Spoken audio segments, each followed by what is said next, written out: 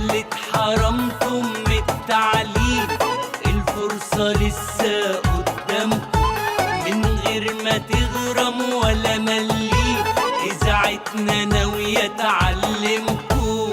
شوط واحد تحرش أول مرة، أكشن.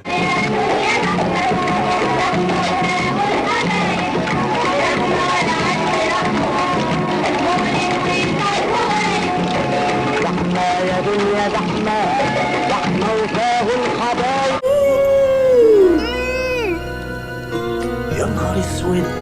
يعني حضرتك ما بقوش يفرقوا ما بين المحترم واللي مش محترم، يعني الواحد يلبس واسع بيتعاكس، يلبس ضيق بيتعاكس برضه، يعني حاجه تقرف. ربنا يستر عليك يا حبيبي انت وكل رجالتنا يا رب. امين. في ايه يا حيوانات؟ في ايه يا حيوان؟ بتعمل ايه يا ابن الكلب؟ انت فين التحرش؟ اولاد الكلب، اولاد الكلب، اولاد الكلب. هنا هتبص للكاميرا وبمنتهى الانكسار وتعيطي، وانا هنزل اللوجو. بدل ما يضيع حقها لازم نقف جنبها. تمام؟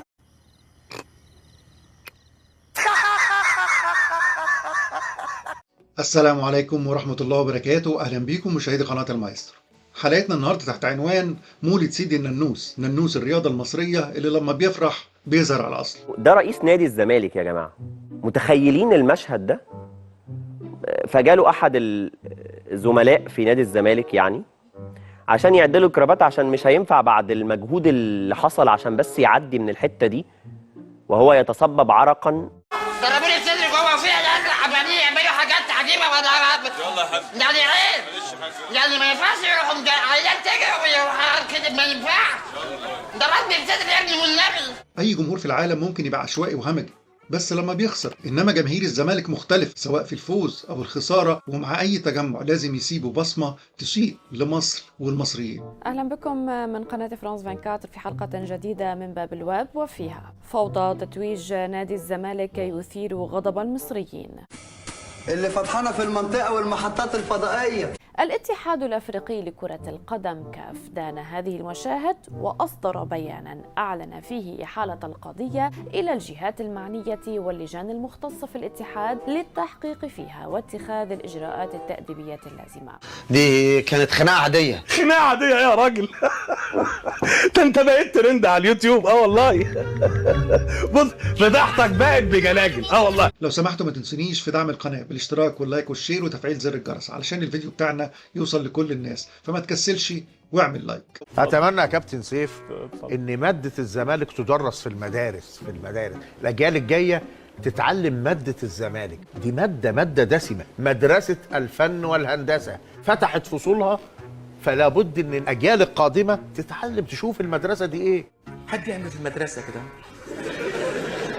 المدرسة تبهدلها البهدلة دي. في حلقتنا النهارده هنستعرض التاريخ الابيض من الاحتفالات العشوائيه الكوميديه اللي مش ممكن تشوفها في اي ملعب في العالم. اللاعب دوت اللي هو شيكابالا ما لعبش الماتش، فجاب ابنه يرفع هو الكاس. بوشه ده مش المعلم بتاعك عشان تكلمه والسيجاره في بقك. وزمايله اللي تعبوا في الماتش واقفين ورا، واللي بيرفع كاس البطوله اللي هي الرفعه الاولى ديت اللي كل وسائل الاعلام بتصورها، ما وسائل الاعلام ما لقتش حاجه تصورها، فعشان كده الاتحاد الافريقي يهمه المبيعات. والله الراجل ده بيتكلم كلام زي الفل. فجاي بيقول لك هو في ايه؟ ايه اللقطه دي اصلا؟ يعني ايه؟ يعني ايه الطفل دوت هو اللي يرفع كاس البطوله؟ يضايق يا هاني داخل الاتحاد الافريقي، ودي من الحاجات اللي عامله مشكله كبيره جدا وانزعاج كبير جدا، ان متسبي تعرض لمضايقات في الحته اللي ما بين المقصوره لغايه ارض الملعب. شفنا الفيديوهات، شفت كمان. لا والله يقصد الراجل كان متبهدل. لا ده في اللقطه اللي هو قبل ما وزير الشباب والرياضه يطلعوا من وسط الزحمه دي، متسب في التقرير اللي قاله ان انا دي كانت حاجه عامله له انزعاج جدا. انت عارف طبعا الاجانب مجرد ان انت تعمل له كده دي بالنسبه له كارثه. I want to say something. انا في حياتي ما شفت حاجه زي كده، واقسم بالله العظيم ما حد قرب لي، بس انا ما شفتش حاجه زي كده. لا البيت ده طاهر وهيفضل طول عمره طاهر. يمه المطهر 7 مرات.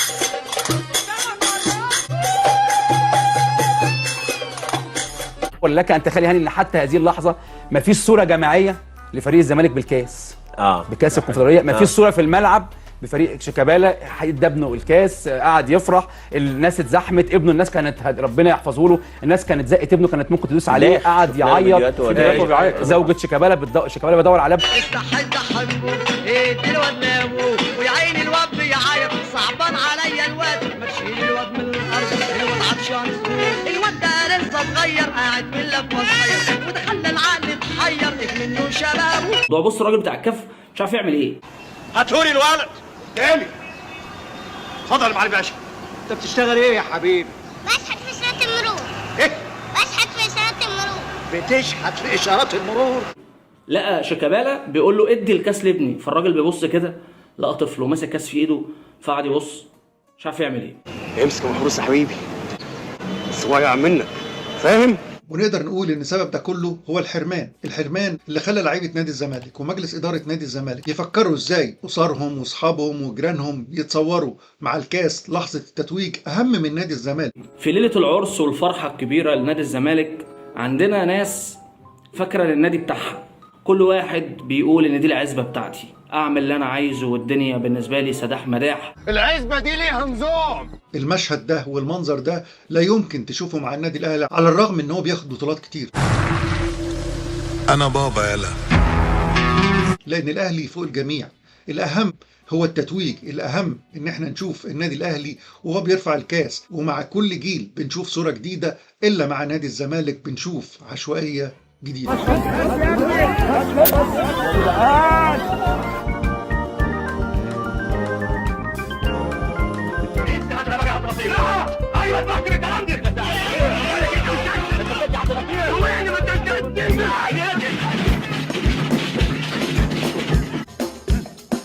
اللقطات اللي واخدينها كلها طبيعية، والأبطال أنا وأنت وهي، أنا وأنت وهي وهي.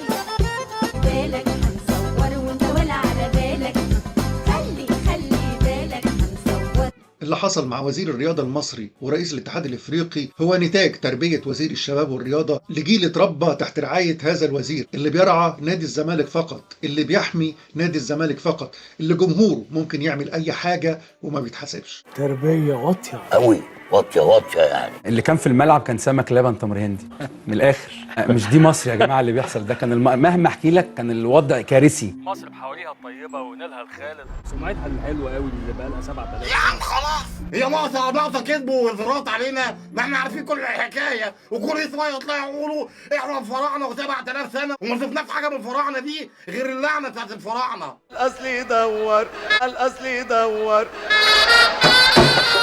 وراحت واخده الكاس وبتقول له ايه اللي بيحصل ده؟ يعني ما معناه يعني بالنظرات دي؟ ايه المشهد ده؟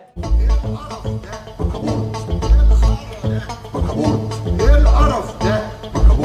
ايه الخرا ده؟ اللي عنده ده فيروس اسمه البارفو، وده فيروس ملوش علاج في العالم، وانا شخصيا بعتبره فيروس خازوقي علشان لما بيلزق في الكلب ما بيطلعش منه تاني. الزمالك اللي فرحان قوي ان هو خد بطوله بعد ما كسب ارتا سولار الجيبوتي، وبعد ما كسب ابو سليم الليبي وسجرادا الانجولي وصور الغيني وفيوتشر ودريم ونهضه بركان، وعمرنا ما شفنا نادي من دول في دوري الابطال مع الكبار. ما القرد في عين امه غزال. ما هي قالتش كده برضه. الزمالك اللي فرحان قوي اللي خد الكونفدراليه بقاعده احتساب الهدف خارج الارض بهدفين. نادي الزمالك ما كسبش نهضه بركان، اوعى تنسى ان الزمالك متعادل 2-2. افتكر الرساله كده وصلت، المسج وصل. وهو ده تاريخ نادي الزمالك. انت تعرف ان الزمالك واخد 5 دوري ابطال، منهم 3 بضربات الجزاء، وواخد 2 كونفدراليه، منهم 1 بضربات جزاء و1 بقاعده احتساب الهدف خارج الارض بهدفين. صح بس حاجه كاس العالم للانديه اللي هي 2025 بيقول لك الزمالك هيشارك فيها. مين اللي قال كده؟ انا بقول ان شاء الله انا بقول نعم بقول ان شاء الله الزمالك يشارك فيها. ايه المشكله؟ ما ترسلوش يا مصطفى، هو بقى حلو خلاص. وان شاء الله هتشوفوا بقى مدرسه الفن والهندسه. بلاش انا مظبطه، انا بطمن بس. طب خلاص ده انتوا واثقين، يلا بقى عشان تلحقوا تهربوا وترجعوا بدري. عندك حق. يعني انت عايز في غيرك اللي واحد عشان انت كسبت الكونفدراليه؟ مساء الخير. مساء النور. من فضلك ممكن نكلم حد كبير؟ ايوه انا موجود. في حاجه؟ بابا موجود طيب او ماما موجوده؟ هو في حاجه حضرتك؟ حد مسؤول، عايز اكلم حد مسؤول بس. قول لي حضرتك في حاجه؟ رؤوف خش جوه انت دلوقتي. انت محدش بيعمل لك حساب.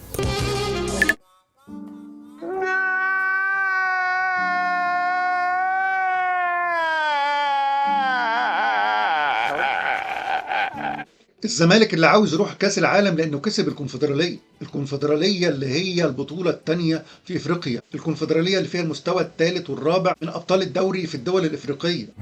انا مش شايف حد هنا. مش عايزك تروح مني يا حبيبي. مش عارف في حد هنا ماما؟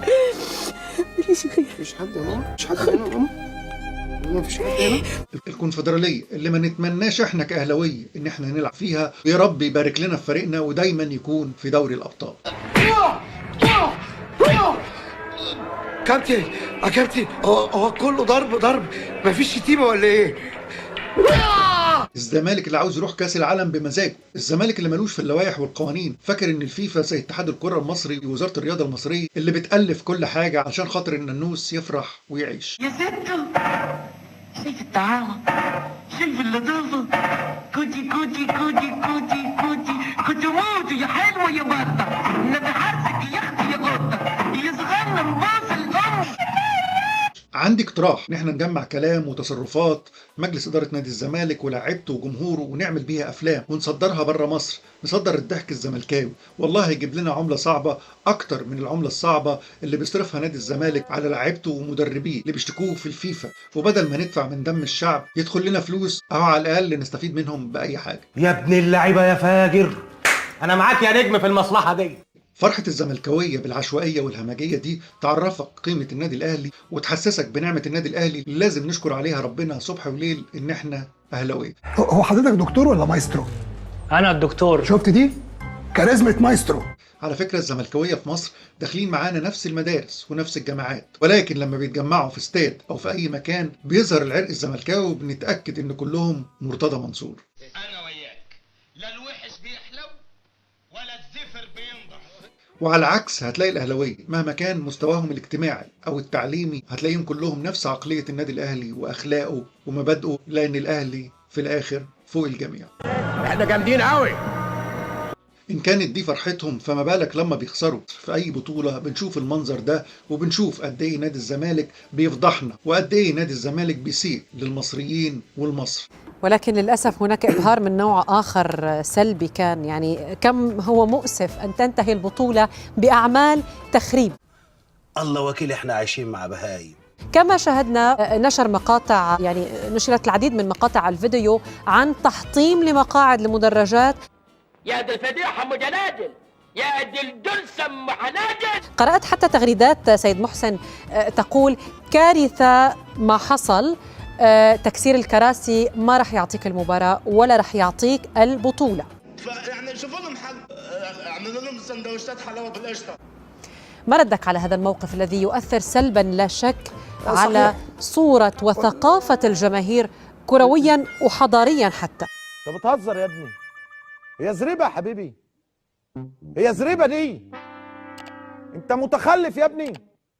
وانا من هذا المبنى احب اوجه كلام للسيد المسؤول رئيس لجنه حقوق الانسان، ان لازم قدامكم يكون حل من اثنين تحلوه، يعني يا تبنوا لهم البيوت يا توفروا لهم الكلى.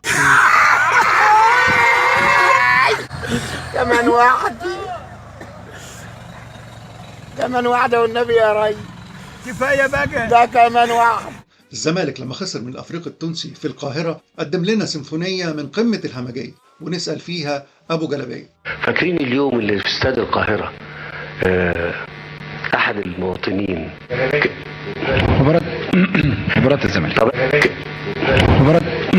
مباراة الزمالك كلها نزلت الملعب، عقبال عندكم بقى، عقبال عندكم بقى، بقينا دقيقتين بالتمام والكمال، والجماهير صممت أن تفسد اللقاء، الجماهير صممت أنها تفسد اللقاء.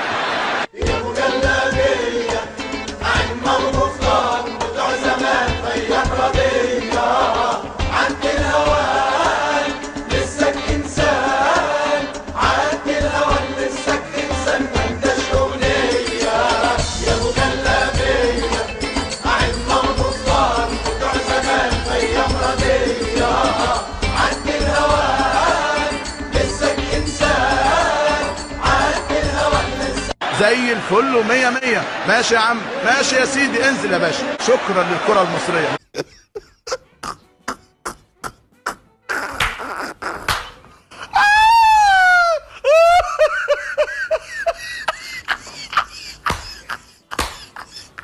كان نفسنا نهني نادي الزمالك بالفوز بالكونفدرالية، ولكن هم مصرين ان احنا نضحك عليهم حتى وهم فرحانين. وشكرا لكم اعزائي مشاهدي قناة المايسترو، والى اللقاء في حلقة جديدة من حلقات المايسترو. ما تنسوناش بدعم القناة بالاشتراك واللايك والشير وتفعيل زر الجرس علشان يوصلك كل ما هو جديد.